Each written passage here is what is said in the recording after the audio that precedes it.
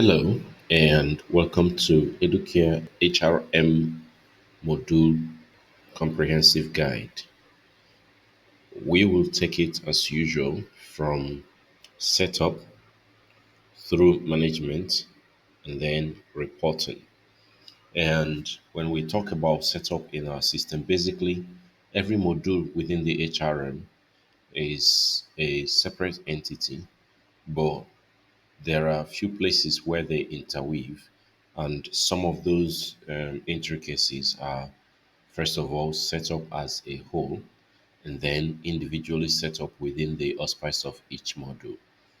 So Educare HRM boasts of 8 modules and more, which include recruitment proceeds, personal information management, training, performance, that is appraisal, leave management, discipline, and access control. And we'll be expecting extensive tutorial on each one of them. So for starters, we will always start with administrative setup. So without further ado, let's look at the administrative setup. So if we click on admin, of course, it lands us on the organogram of the company. And as you can see, you can it change the size, the theme, but more importantly, the important part is that the organogram of the company is properly spread across the screen right here. And the question now becomes, how do you get this organogram in the first place? How do you achieve this organogram? The answer is right here in the job proforma, that is the job setup. The job setup encompasses several other menus like salary components, the job categories, the pay grades, the work shifts, and job titles, among other things.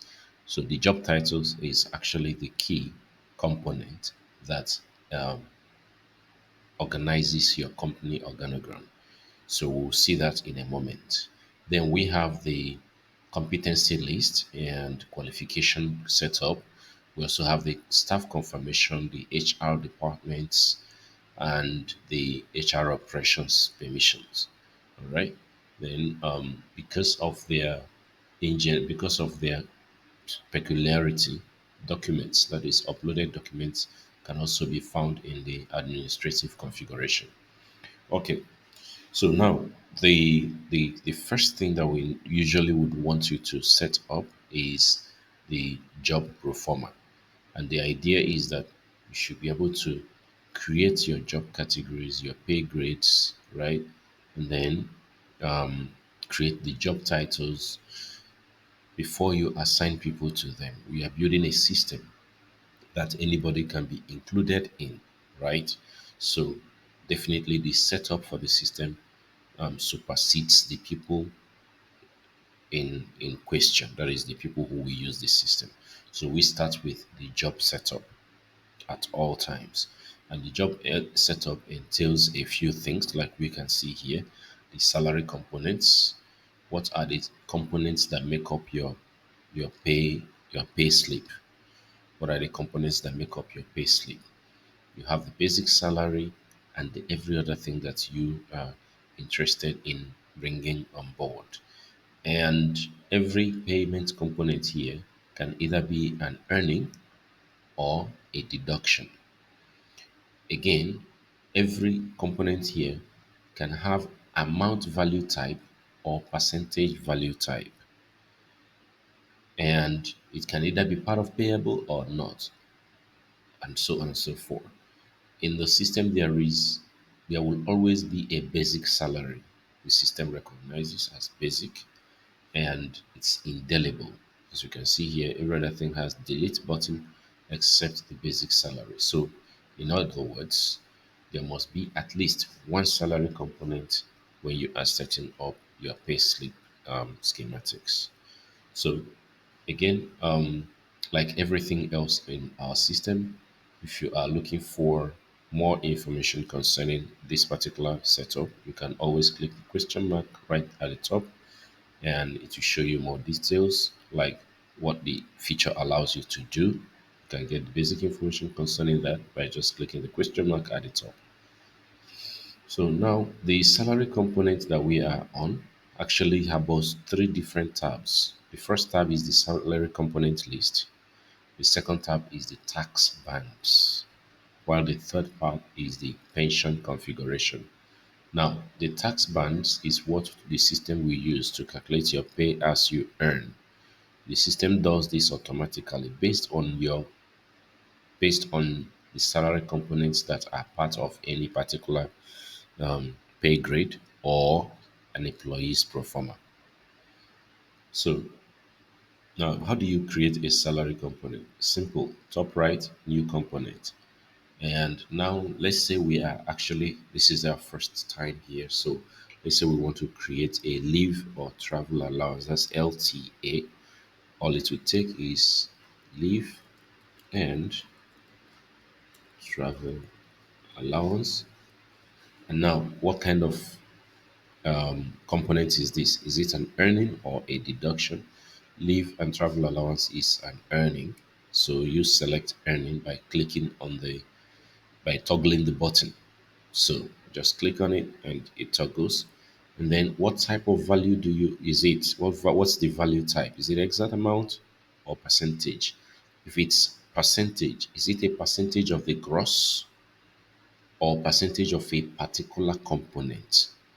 So this is what enables you to collect a particular payment or a particular components pro forma, that is the amount that is meant for a particular component. This enables you to collect it. If it's in percentage and you say gross, that means it will look at the final summary after everything else has been calculated. What is the gross takeaway? That is where the percentage will take effect. But if you say no, if you say that it's not from gross, by clicking on no, then the system again gives you the list of all the already existing components and requests that you select the parent component. Basically, the idea is that if you're collecting something like leave and travel allowance now, it's usually percentage of the basic salary. This system allows you at this point to select that. Now, because we are building, the system is built to be dynamic and robust, we also let you have the list of other components that you have hitherto created. But the reality is that the only thing you need here is just the basic salary. So if you select that this leave and travel allowance is a percentage of basic salary by virtue of setting this up like this, then you are good to go. Now the question is it taxable? If it's not taxable, sorry, first of all, is it part of payable? That means, does it reflect in the final payout of a staff? If the answer is yes, make sure you select yes. If not, no. If you say no, that means that though it costs the company, for instance, by clicking this, the personnel does not receive it. Things like food or entertainment are costs to company on behalf of a staff, right? But the staff does not take the money home, right? So those kind of things, if you want to inject it into your salary, you will have to select no, that it's not part of payable. But in this context, leave and travel allowance is usually part of payable. So yes. Now, is it taxable? If it's not taxable, again, select no. In this context, we're leaving it as taxable. Now, do you want it to be visible on pay slip? This is another one that is very, very important. If you don't want this particular leave and travel allowance to be available on pay slip, even though it is being deducted, this is where you select that. So the system is made to be as robust as possible, allowing you to key in your components without much hassle. And at the end of the day, all you need to do is click on add. And if we check the last page, we'll see leave and travel allowance right there. The question now becomes, how do you use it? We will see that when we get to management. So, apart from being able to create, you can also edit any of these salary components by just clicking the edit button right there. And then you can also change the salary component name, the type, whether it is an exact amount or percentage. If it's percentage, is it gross? If it's not gross, then what is the parent? What parent will it be collected from? And so on and so forth. So medical, for instance, is maybe a percentage of the basic salary. You select that. And then make sure you select that it's part of payable if it is.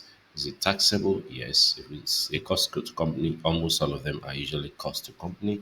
And do you want it to be visible like we have seen previously? And again, you just click on the save button and everything is committed. If you want to delete, it's also very, very simple. Let's look at electricity, for instance. I want to delete that. Just click the delete button and then confirm that. And the system will remove it from the list. It's as simple as that. Okay, going forward, we will look at the tax bands. The tax bands are basically the system boasts of the default Nigerian tax bands, which entails that anyone who is your first 300,000 naira out of every amount that you are getting from your gross, that the first 300,000 naira annual will be charged 7%, and the next 300,000 will be charged 11%, and so on and so forth, all the way to 3.2 million, and that's the final. So if you're earning above that, after the next 3.2 million, nobody's charging you anything else. So this is a standard Nigerian tax band. But again, you can always edit it. That's where your prowess comes into play. That's where your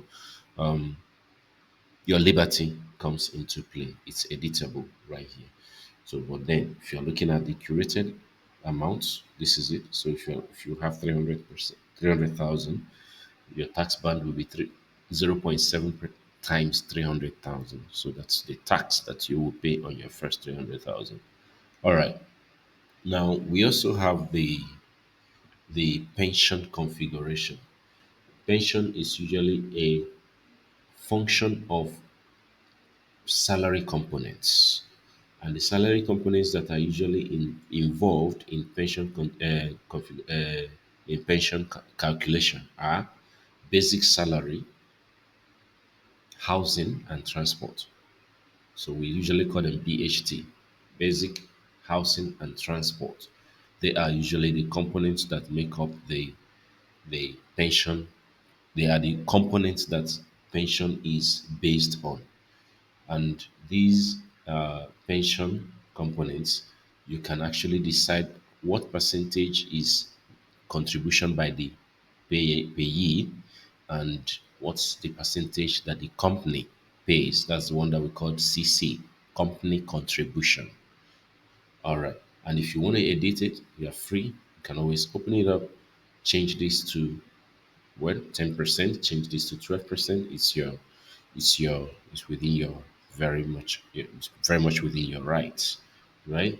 So, and these contributions will automatically be deducted as the system is generating any pay slip, or at least scheduling a salary scheme for any payee, for any employee. All right, we're moving on. So apart from being able to set up these, you should be able to, if you want to add more, for instance, you can just click here and it will give you the list of already existing salary components that you've created. For instance, leave and travel allowance, you can add that. So when you add it, that means that you want this particular item to be part of what pension will be dependent on.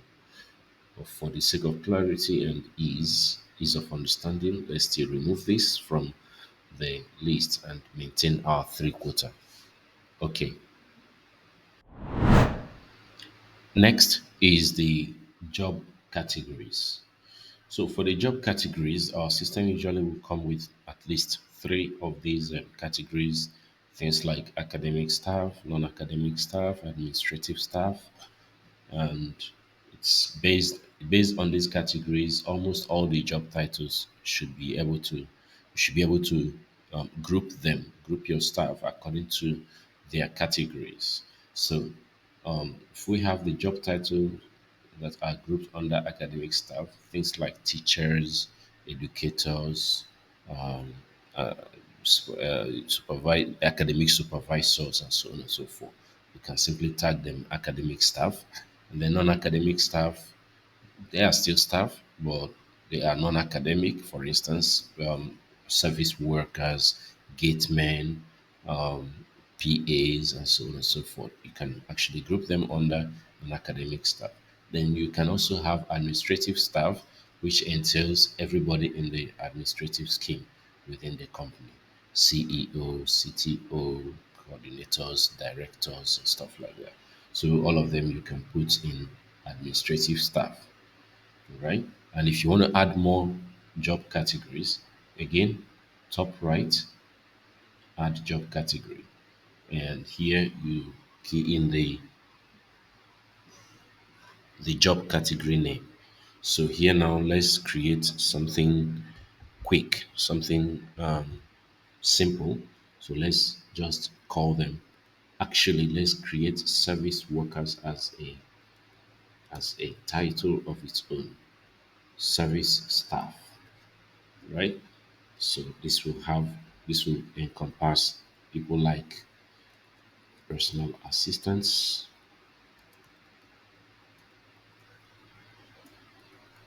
personal assistants, PAs, drivers, security, and so on and so forth. So probably that's the kind of people that I want it to to hold, right? Now the currency, in what currency do you pay them? Usually it's in naira. You're free to select any of the currencies, and then what's the category unit? Knowing fully well that our system embodies already existing roles within the auspice of the general Educare portal, the category unit is actually a span.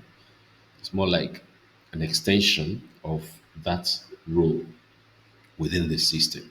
So the category unit should always point to the right dashboard, because anybody who has access to the system, the Educare system, will be able to have again access to a particular dashboard, either a manager dashboard, administrative dashboard, staff dashboard, parent dashboard, and all that. Okay, so non-teaching staff, for instance, is a good place to anchor a service staff. All right, so this is how to create a new category, and now we can add job titles to these job categories. All right, so again, to edit, just click edit button, change whatever you want to change, and save again. And to delete, just click on the delete button and confirm your action, and that's it, it's gone. All right. Moving on, let's quickly look at the pay grades before we go too far. The pay grades actually is a feature that enables you to determine the amount of payment an employee can receive based on their level. So you can create as many levels as you want. You create level one for trainees, drivers, and support. You can even create level 21 for executive directors, just like the one that you can see on this page. So you can create as many levels and grades as you care about. But the important thing about a pay grade is that while creating it, you can actually embed the salary components that will come with that particular pay grade.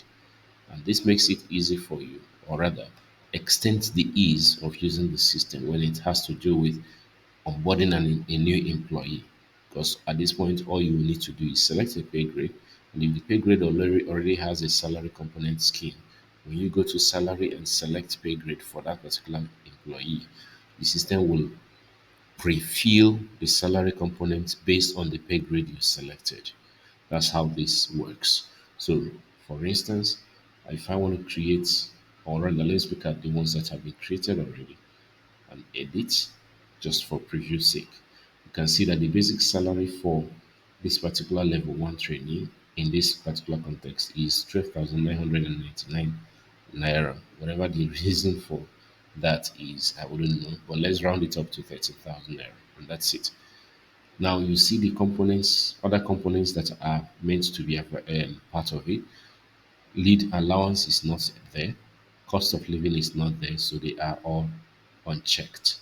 But transport earning is 8,500 and housing is 8,500.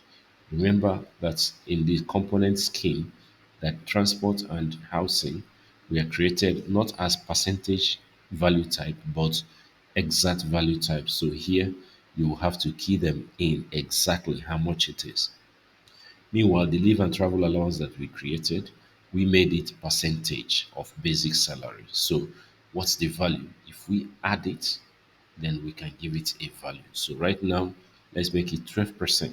What it means is that when this particular level, when anybody is given this particular level, right? The monthly gross is already here, 30,000, which means their annual gross is 360,000 naira, because that's 30,000 times 12, right? If I change this to 40,000, automatically the annual gross salary will also change, right? Now, the basic salary is 13,000. There has to be other things that made up this 40,000, right?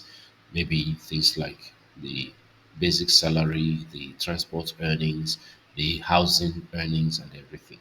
So you've already set that up. Do you want to include employee pension to anybody who is in this pay grade? If the answer is yes, click on this to toggle. And when you include employee pension, do you also want to include company pension? If the answer is yes, again, you can toggle it on here. Then, do they pay tax? If they pay tax, again, toggle it on here. So when you put these things on here and click and submit this, then anybody who you give access to level one pay grade at the point of generating their salary, the system will, as much as possible, try to use these schematics to generate their basic pay slip. So we'll see that in a moment when we get over to salary schematics. Okay, that is when we go over to management. The next setup that may be important to you is the work shifts. It's usually nothing much. It's just a matter of how do you run your shifts? Do you have daytime work shift, nighttime work shift? When does it start and when does it end? It's as simple as that. So, for instance, this is daytime work shift, which starts at 7 o'clock and closes at 4 p.m. That means you have 9 working hours for daytime work shift. And then for the nighttime work shift, maybe it starts by 5 p.m. and ends 4 a.m. the next day. So you might want to have them interlap so that when the day shift people are ending, the night shifts are starting and stuff like that. So this one ends at 4 p.m. So this should start at 4 p.m., something like that, and end at maybe 7 o'clock a.m. the next day. And you edit that by confirming it, and the system will take cognizance of it. So night shift has 15 hours, okay, and day shift has 9 hours, okay. So that's fine. And that's all about work shift. If you have maybe third work shifts, you are free to also include that. Now let's quickly address the job title setup. Job titles is the proforma, like I told you previously, that the system uses in organizing your structure, that is the organogram of your company, the one that we saw previously. It is all dependent on how you set up your job title right here. And so the job titles, you can start from the CEO and then go all the way down to the list of the staff. For you to add a new job title, it's very simple. Again, top right, add job title. And let's say I want to currently add IT staff. All I need to do is this IT staff and then give it a full description, information, and communication tech staff. That's it. And then again, select the currency of payment. What's their job category? At this point, are they administrative or non-academic or academic? Of course, they should be administrative or non-academic. And then who is their supervisor? Usually, the supervisor is the person that whoever is the supervisor title is the title, the job title that anybody who is in this particular job title reports to. So I would just for the sake of ease, I would simply let the IT staff report to IT administrator. As simple as that. Now, what's the pay grade? Anybody who is coming in as IT staff, I want the person to take a pay grade of level one. And then, what's the job spec file? Now, this is where it becomes interesting. If your job title is IT staff and there is already a job spec file that is included in the job title, then it makes it easy for anybody who is given that particular position to simply access the job title and move on. As simple as that. Just access it, download it, read it, and get to know what your job description is all about. For instance, I can just click here and upload any particular job title or document that I'm interested in. Just upload it as a PDF and then add any other note. For instance, I can add a note that implies that the job description in the spec file is not exhaustive, meaning there are more to come besides what you have in the spec file, that there might be more. So when I indicate that and then I click on add job title, what I expect is that the system will upload the job title of interest as well as create that job title for us. And then when once it's saved and we check the list, we will see that the job title is included as along with the pro forma. So let's see that. So here is the IT staff I just added, and here is the spec file which I can download and read up any information that is within the PDF. Again, you can see that the job title in question, IT staff, reports to IT administrator. Now, having added this now, the question becomes, where is this IT administrator at the moment? IT administrator currently reports to the DCEMP admin. That is the Deputy Chief Education Management Professional admin. That is this. So what it means is that if I go to the organization structure, either from the admin or the organogram, I will find IT staff under IT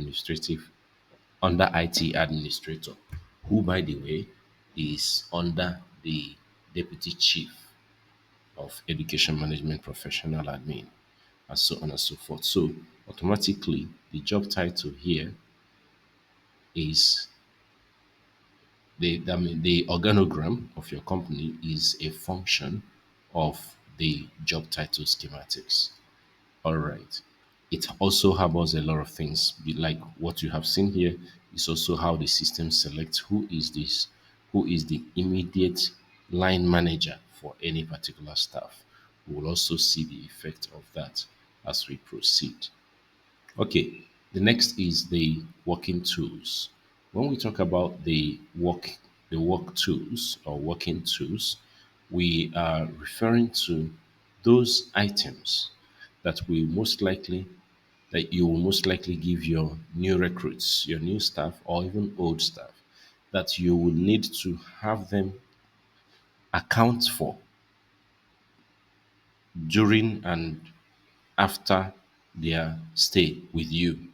For instance, your computer, your smart board, your printers, stationaries, first aid box, and so on and so forth. Those items that you usually would put together as the workbench of a staff. We call them working tools. So to add a working tool, again, top right, and then add the tool. For instance, maybe you want to make sure that any class that a staff that you are employing has access to megaphone or public address system, microphone. You can always add it here as part of what you usually will give out to a staff. So public address system. So these are part of the things that you give out. So you can add that here. And of course, you can see it here, microphone, which is a public address system. And you can add more. You can edit the one that you've added, and you can also delete it. So right now, I'm going to just delete the one that we just added, and it's as simple as that. Now, we also have the employment status. Employment status is simply a list of the employment cadre or employment caliber or status, yeah, that your company runs. Do you have full-time staff or part-time staff? Do you run freelance? Do you have contract staff? Do you have ad hoc staff and stuff like that? This will help you also in grouping your personnel at any point in time. So you should be able to know the employees that are your full-time employees and the ones that are part-time employees and so on and so forth. Okay, so to add again, top right, you can just click there and then add something like ad hoc staff, something like that, which is actually the same thing as contract staff, right? You can also edit it by just clicking here and making away with whatever you want. So once you change this, you just confirm your edit and the system will save that. And to delete it, it's very simple. Just click on the delete button and confirm your delete operation, and the system will take cognizance of that and simply remove it from the list of other statuses. Okay,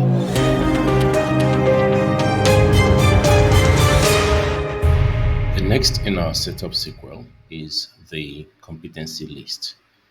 Now, somebody may ask, why do we have competency list as a setup? The reality is that this single competency list is used in two prominent positions. One being in recruitment, and the second one being in appraisal. And so, because of their vast usage, we moved them into setup. The idea is that you should have the list of all your basic KPIs, your basic competency list for your establishment. You should have them listed here for usage as long as your system is concerned. Remember that most of the setup that we do, we are actually preparing the system for a very long time use, such that even when you change HR, when you change staff, when you change employee, change, power changing hands, it doesn't affect much in your system because there is already a working system that people simply come in and embed themselves in. So because of that, we try as much as possible to make some of these planning that will actually outlive the users of the system. Competency list is one of such setup.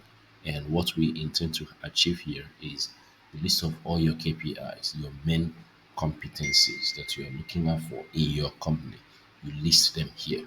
So teamwork, decision making, commercial awareness, adaptability, and these are things that risk management and so on and so forth. So these are things that you want to look out for in your company or in the lives of everybody who is coming in as part of your team. And to create it, all you need to do is first of all you can create a category. So let's say I want to create a competency list category. For instance, I want to create productivity category. Productivity as a category, and of course, it can still be productivity as a description. Okay, productivity.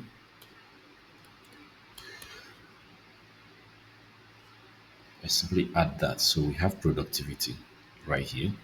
And then you can now add competencies to it. So when I am talking about productivity, I am looking at teamwork. Okay, looking at teamwork.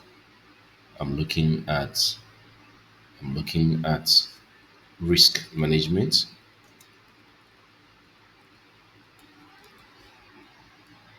Okay, and I'm looking at creative thinking.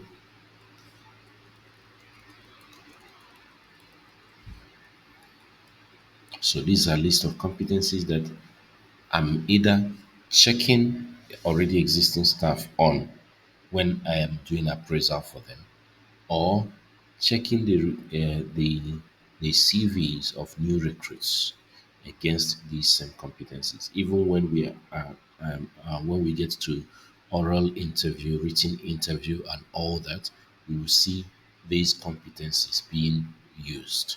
Okay, and if you want, you can list them. This is the productivity that we have created, and here we can see that we have three different KPIs under productivity category. If we check teachers, we might find something like class management control, effective communication, and if we check professional practices, we see other ones and so on and so forth. So any of them that we feel like deleting or editing, of course, it's always available for us here. Just click on the name, for instance, productivity, the one that we just added now. Click on it, and then you can edit it. You can delete it if that's what you want, and you can add competency to it. That's add list to that particular category. Okay, and if you want, you can expand everything there so you can see all of them one after the other, and any of them that you don't feel like continuing with, of course, you can always delete. So to delete, let's use this one as a sample for deletion. So just click here and confirm it. That's all. Click, click, confirm. Simple. All right. So now, over time, when we start using these competencies, it becomes easy for us because now we can add questions that address these KPIs. We can add tests, that is oral interview schemes that actually address these KPIs. So, but the main thing is, as long as your system is concerned, you you ought to have listed all the KPIs, all the key performance index or competencies that you are looking out for within your organization. Another very close tie to competency is the qualification scheme.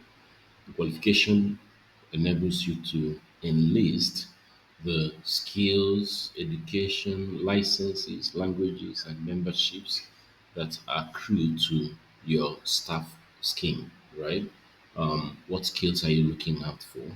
And do people have it? I mean, can you actually attach these skills to your personnel, maybe by virtue of their training or by virtue of what their CV says, and so on and so forth. So, interpersonal skills, effective speaking, presentation skills, motivation skills, and every one of them. You can add as many as you want, and at the point of modifying or editing your personal information, you can attach any particular skill to any particular personnel. And so to add a new skill, for instance, um, risk management skill, all you need to do again, top right, click on the plus button, and then enter the skill, risk management.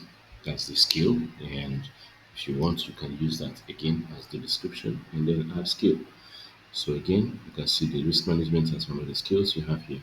And if you want to edit it, again, you can just click there and maybe change whatever you want and save it back. Question becomes, where do you use these? We will see all that when we go over to PIM, where we have most of these set up in full usage. Okay, Then we have the education, so you can list the education levels that accrue to your members of staff. Things like PhD, professorial, bachelor's degree, and so on and so forth. First school level certificates, O level, and all that. So you can just have the list here, so that when you are, the idea is that if you have this set up, when your employee are being onboarded, most of these will form the drag and drop or the drop down list that whoever your HR or whoever is in charge of recruitment or whoever is in charge of onboarding will simply use. So you don't have to start typing or anything. They are already set up within these configuration schematics. Okay, so again, you have the licenses. So you can have things like TRCM and MCE and so on and so forth, teaching certificates and all that as part of the licenses that your staff must have, especially if it's an academic environment, or the engineering certificates, current certificates, and all that. I mean, current license. The license to practice engineering in Nigeria is, I think, is controlled by current council relation of engineering and something like that. So you can have all that certification and licenses recorded within your licensing schema. Again, what languages your your people expected to be proficient in? You can list them, like things like English, Hausa, Yoruba, Igbo, Chinese, French, so on and so forth. So you can list them, and any of them that you want to. If you want to add a new language, for instance, all you need to do is click again, top right, and then enter the language name and click on the add button. If you want to edit it, again, just click on edit and then modify and add and save. If you want to delete, click on the delete button and then it's gone. So it's as simple as that. So this is a crude operation that actually saves you time when it comes down to onboarding and other operations within the system. Okay, the next is the membership. So maybe you want your members, I mean your staff, you want to know the associations or memberships that they currently run and which ones are expired and stuff like that. For instance, your teachers members of Nigerian Union of Teachers with valid membership confirmations, stuff like that. So you can always have this list extended. So again, you can just add a membership. So things like NUJ or Nigerian Union of Journalists. Stuff like that, and then you add that. So again, you can edit it. You just click in here and removing anything and saving, or you can also delete just by clicking on that and confirming. So that's basically all about that. Again, remember these are all configurations that you may never have to come to at the end of, I mean, for the rest of your management of the system. You may never have any need whatsoever to come back to these. So you take your time the first time and make sure that you set them right, and then you fire down with the rest of the operations within the system. Okay, all right. From qualification, let's check out confirmation checklist. Of course, when we talk about confirmation checklist, we are looking at the employees' recruitment confirmation things like the the the contents, the the requirements that a probational staff is expected to have, qualify for, submit before he is confirmed. Usually, when you employ a new staff, you give them a 3 weeks, 3 days, 3 months probational period within which they get to you get to ascertain if they would work with you or not. And within that same period, you have a confirmation checklist. This confirmation checklist is a list of things that you are expected to have confirmed whether the particular staff in question is maybe capable of doing or has the qualifications for or has to submit. And we have things like CV, curriculum vitae, and reference checks, for instance, who referred him, degree certificates, an NYSC certificate, medical certificates, and so on and so forth. And then there are some of them that you would have to give him or her, right? So things like desktops and laptops, workstation, for instance, some of the things that we have in the list of work tools that we have looked at previously, you find them here too. So things like desktops and laptops, confirmation appraisal form, now, these appraisal form is usually you give it to them, right? But the ones that you have, because there are two categories in the confirmation checklist, you have the work tools and then you have the recruitment. Recruitment is more like what you collect from them, while work tools are things that you give to them, right? So, degree certificates, for instance, is a recruitment document. You need to collect the person's degree certificate, NYSC certificate, medical certificate, and all the things, right? And the desktop and laptops are things that you give to them for working. So you use it in setting up their workstation and so on and so forth. So these are the two contexts. Now, when you are creating a checklist item, there are a few fields that are very, very important. One of them, of course, is the checklist name. For instance, if I'm to provide you with a printer and the description is printing machine, for instance, then the question becomes first, what category does this belong to? Of course, I know this is a work tool.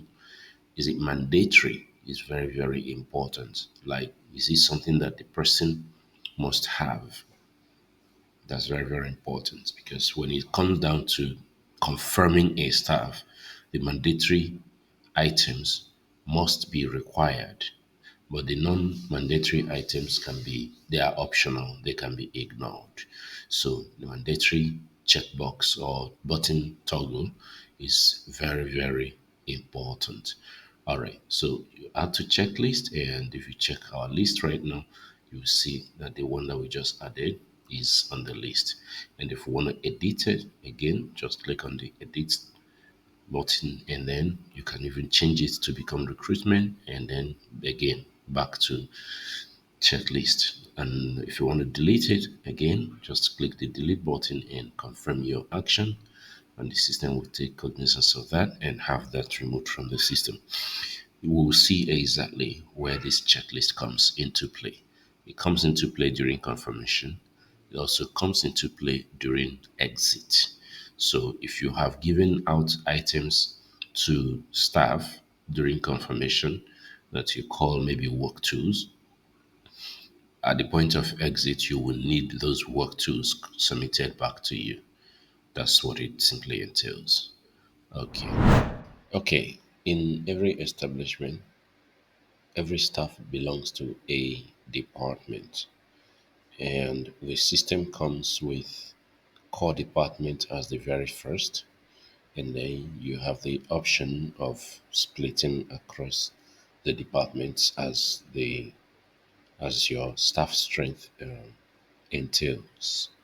And to do that, you go to HR departments, and from here you can create as many departments as necessary. You can create accounts department, and you can give it an abbreviation and save.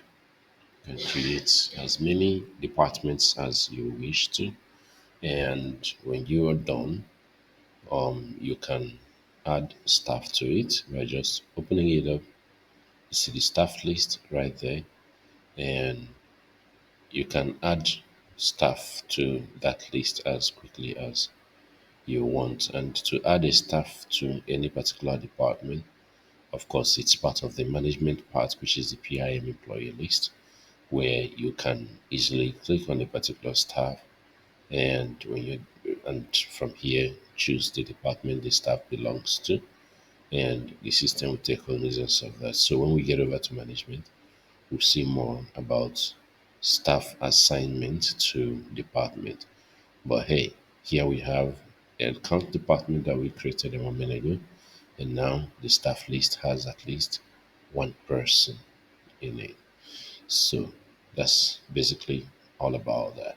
So to edit a department, like change the name, it's just the same thing that we have seen severally. Just click the edit button and you can bring in a department. All right. I mean, you can bring in changes to a department. Okay. So if you attach a person to one department, he is automatically detached from the previous department. So here, accounts department has one person, and um, of course, like I said, we'll see more of that in the management pro forma. But I just want to show you how quickly you can detach people from a particular department. For instance, I see um, accounts department currently having James Peter Awara here. So if okay, I don't want to mix up management and setup, so I'm not going to do this any other time.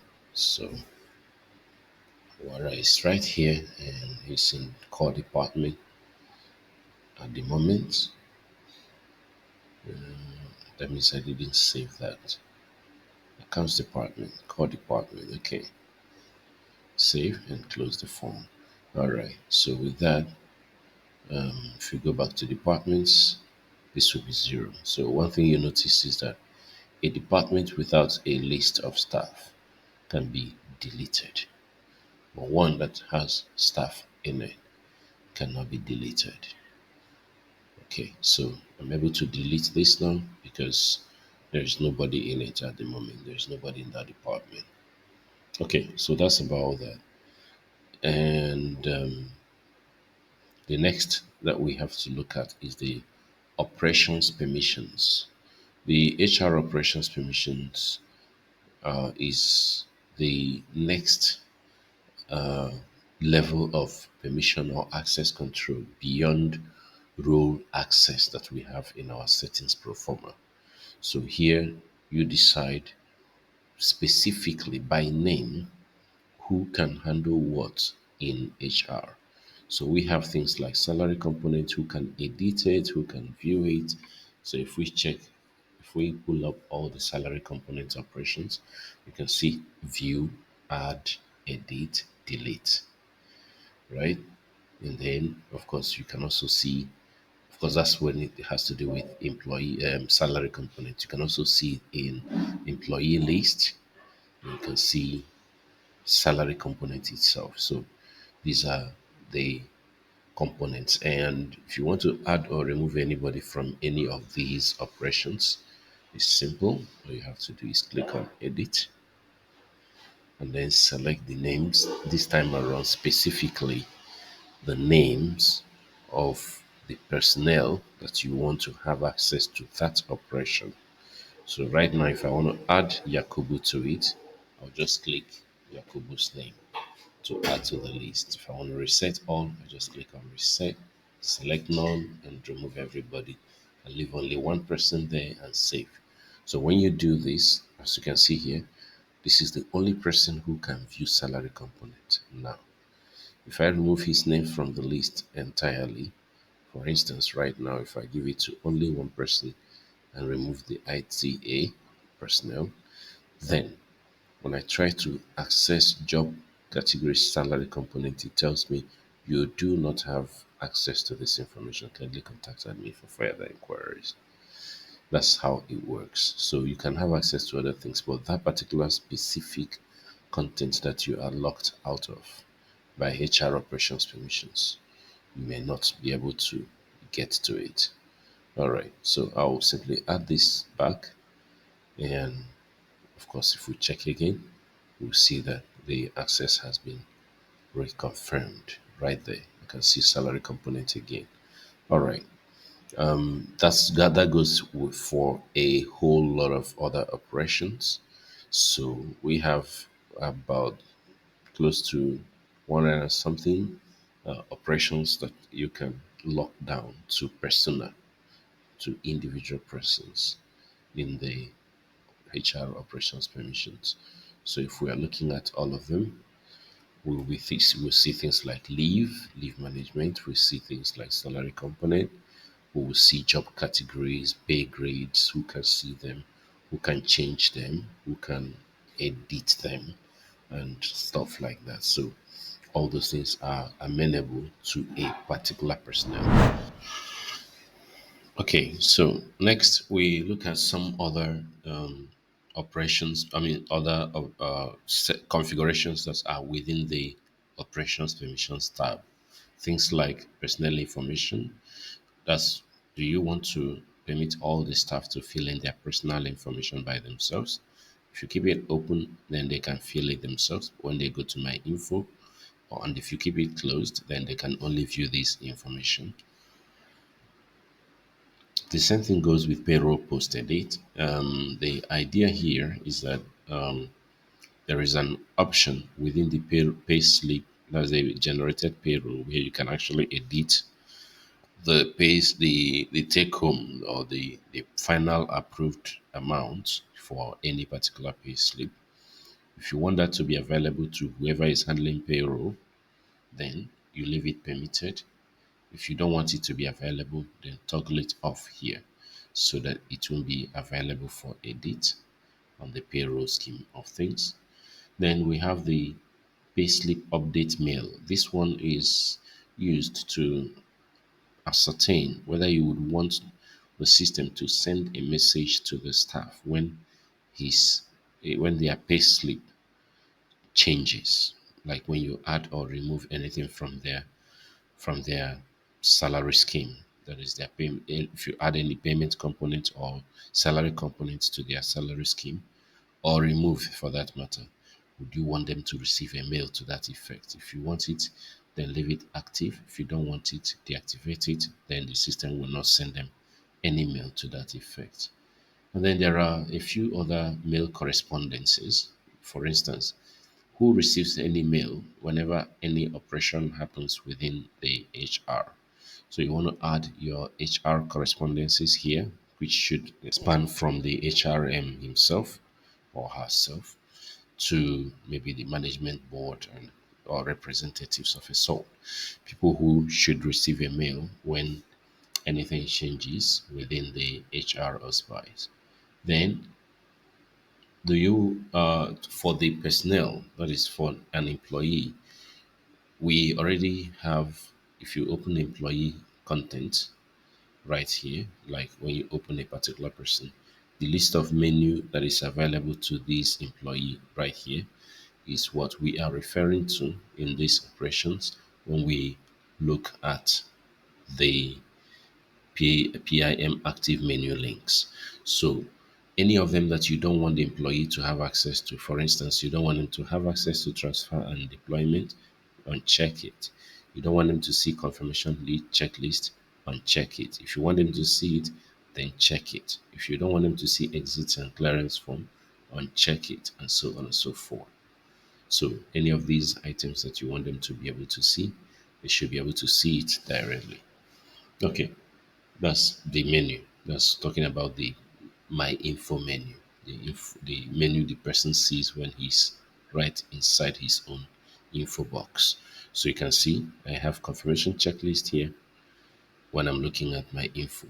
But if I am on HR as HR personnel, I'll see that and more. So let's look at it. If I'm looking at it from as an HR manager, I'll see confirmation checklist and I will see exit clearance form, transfer, and other ones. Yeah, that's what that menu takes care of. That is this menu inside the HR operations, this PIM active menu links. Then we have this last tab that enables you to add appended message or extra message to salary notification. Whenever salary is being paid, whenever you are generating a salary pay slip, right? You can actually add more details besides the default message that the system generates. This is it. So, like things like footer notes and other things, you can always endeavor to add yours here. Another thing that this page harbors is whether you want payslip to be viewed in the portal or only received in mail. If you want them to be viewed in portal, of course, that means you just click on that and it will be viewed in portal. That means anybody who is logged on here should be able to see their salary, their pay slip at every point in time. But if you say only receive a mail, then when you generate that salary, when you generate a pay slip, they can only get the mail. In fact, the if you try to view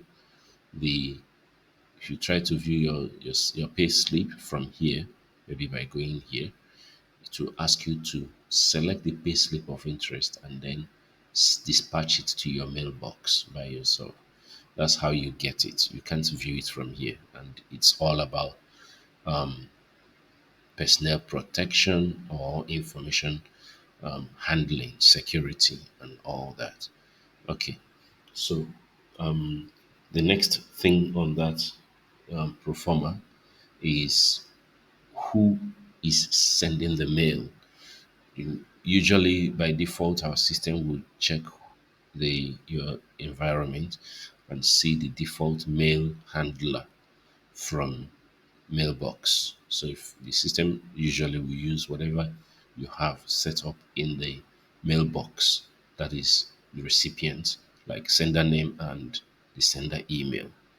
But HR, if you want HR to handle it differently, if you want the mail that go from HR to appear to come from a different person, if you want it to appear to come from a different setup, like a different name and email address, well, operations permission allow you to handle that by making salary mail extra pay slip sender email to be editable. So here you can put the sender. For instance, you can say this is coming from HR and the email address is hr at your domain.com. And then you save that so that any mail that leaves from HR, especially as it concerns salary pay slip, for instance, will appear to the receiver as this URL so that even if they respond to it, it will go back to HR directly and not to the school management. Again, security data file protection. All right. So basically, this is everything about general setup. However, like in every other module in Educare, every module here also has their own individual configurations that enable you to manage them properly. So by the time we go over to management, we will see employee configuration that has to do with reporting methods, termination reasons, salary scheme, importation if you want, confirmation templates, and all that. So if we go over to leave, we also have leave period configuration, leave types, work week, and holidays. If we go over to appraisals, we also have appraisal configurations and so on and so forth. So these individual configurations are actually now dedicated to the individual modules. But the one we have handled so far are the basic setup that will enable you to start using our HR manager in earnest. So see you on the next section.